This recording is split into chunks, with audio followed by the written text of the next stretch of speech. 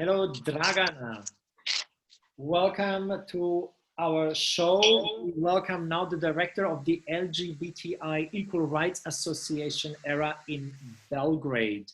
Thank you for joining us today, especially on the International Day Against Homophobia, Transphobia, Biphobia, and Interphobia.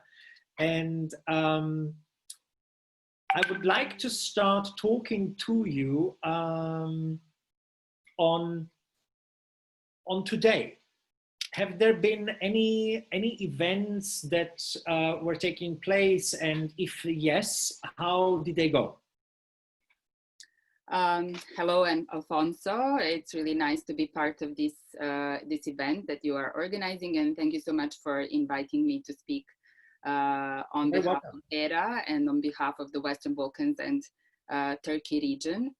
Well, this is a very important day for the entire LGBTI community globally, and equally so also in the Western Balkans and Turkey. And of course, we have organized throughout the region different events on the occasion of this day.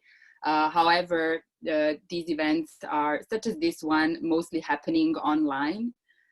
Because of the COVID crisis and because most of the countries in the region are still under state measures that prevent any kinds of gatherings of a large number of people. So we have taken our activism and our activities online. And so far, so good. We are hoping that this situation will soon pass and that we can go back to our usual activities, especially in the month of May and also in the month of June, which is the Pride month and a very important month for our visibility. Yes, so basically you are working quite a lot with different countries in the Western Balkans. Now the EU integration is on its way, and what is this causing to the LGBTI community? Any lift-ups, or is it causing even problems? How is the situation at the moment in regard of LGBTI and the EU integration process? So probably many of your viewers at the moment know that the Western Balkans countries, or most of the Western Balkans countries, are undergoing the EU integration processes. And due to these processes, our region is probably one of the most dynamic regions when it comes to policy reforms. So most of the countries in the region are adopting different kinds of legislation, different kinds of policies and bylaws with the aim to ensure equality for LGBTI persons. But when I say this, I just have to say that this is also just on paper, or mostly on paper. When it comes to the lived realities for LGBTI people, and when it comes to implementation of those policies and measures, this is almost non-existent. So we have something that we in the region call pink washing or pink marketing, where most of the states of our region want to kind of present themselves in a good light in front of the international community, while in reality, in practice, not much, unfortunately, is happening. And to illustrate this, I will just mention a few data from our region, from the most recent study that we've done. Still approximately on average 70% throughout the region of the general population think that homosexuality is a disease. Over 60% of parents, if they would find out that their child is LGBTI, would try to cure their child. In some of the countries in the region, I think it's even more than 20% of people think that it's okay to physically punish someone who is LGBTI. Another data shows that every third LGBTI person was a victim of violence in the last 12 months.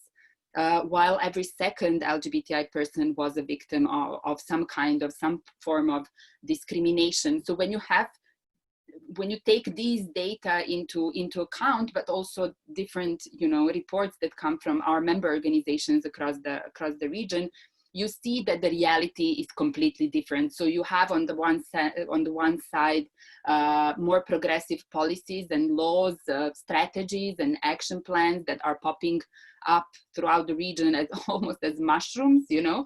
But on the other hand, the situation in everyday life is really, really hard.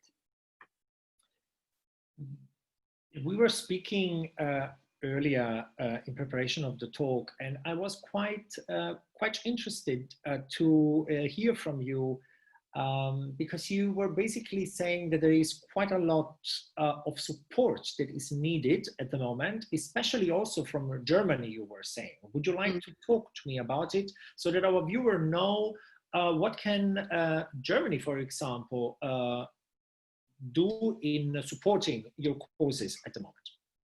Yes, I mean, we were lucky to have the support of Germany, and by Germany I mean LSVD, but also the Ministry of Foreign Affairs of your country, who was supporting the work of ERA, but not only our own work, but also the work of our members throughout the past, I would say, 6 or 7 years.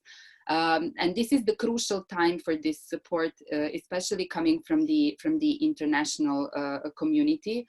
As I say, our countries in the region are very susceptible to international pressure, more so than the pressure coming from the inside of the country or from the LGBTI movement. So for us, it is crucial to have international allies, not only Germany, also other countries and also other international organizations such as the EU, the UN or the Council of Europe. This is playing a really important role in our countries. But Germany, I would say, even more than others. We all know that Germany is playing a special role in the EU and is a very powerful country, and is also a very powerful country with the decision makers in our countries in the region.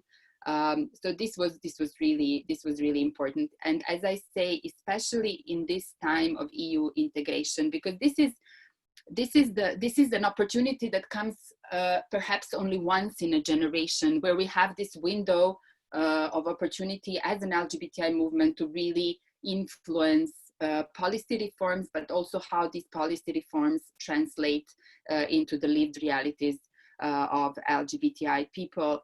And I don't know if we would have been able to do it and to use this opportunity to the level and to the extent that we did, if there wasn't such support also coming from LSVD, which was both financial but also strategic, and it's more like a part on the partnership level, and of course also from the Ministry of Foreign Affairs. And it's not only money, and money is not so, actually it's very important for the movement, but it's not crucial.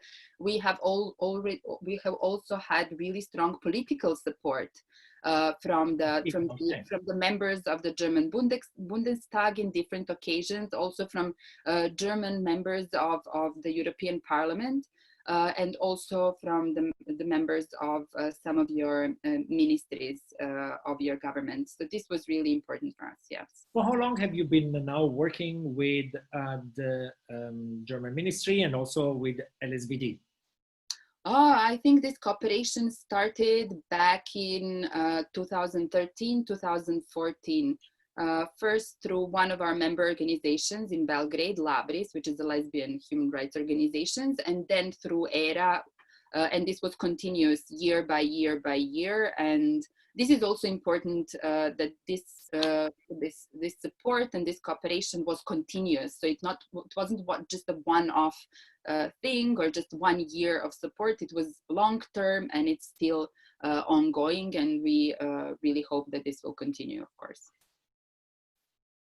Thank you very much, Dragana, for your time. Thank you for also introducing to us in a very short time frame the work that you do and the power that you bring to the projects on the way to the EU, and at the same time taking care of the LGBTI community so that it will be respected on the way to Europe. And also thank you for highlighting the partnership that we as LSBD and the German governments is basically having with you. We are very happy to help and support, and we will always be there. And we hope that COVID-19 will still give us the strength to continue to support and help the projects around the world, as we have been doing for quite some years now.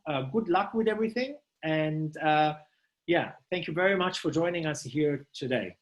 Thank you, Alfonso. You take good care.